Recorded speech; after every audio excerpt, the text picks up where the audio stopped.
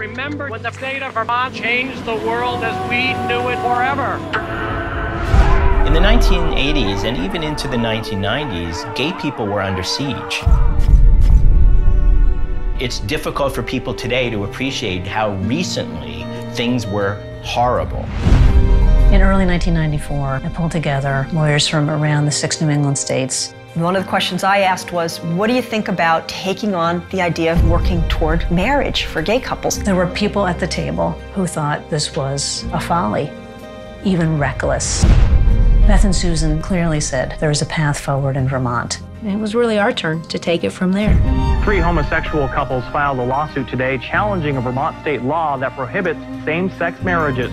Vermont was the stepping stone to all the other states. If we could stop it in Vermont, we could stop it in the other states. It's easy to sit here in 1998 and say, of course the ban on interracial marriage was unconstitutional. But at the time, the notion of a black person and a white person marrying was as antithetical to many people's conceptions of what a marriage was as the notion of a man marrying a man or a woman marrying a woman appears to be to the state of Vermont today.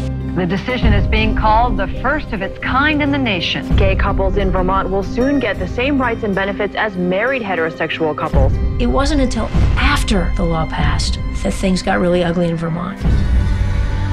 People who had been scared to express their homophobia and their hatred of gay people suddenly felt like they had permission to do so. Don't tell me to watch my mouth while you're over here teaching these children that it's okay to be gay.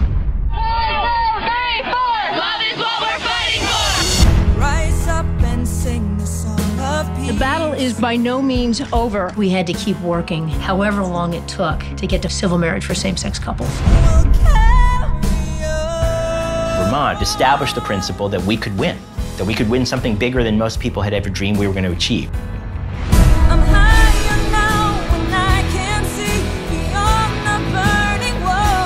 It really changed the course of American history. This was not a gay agenda. This was a human agenda.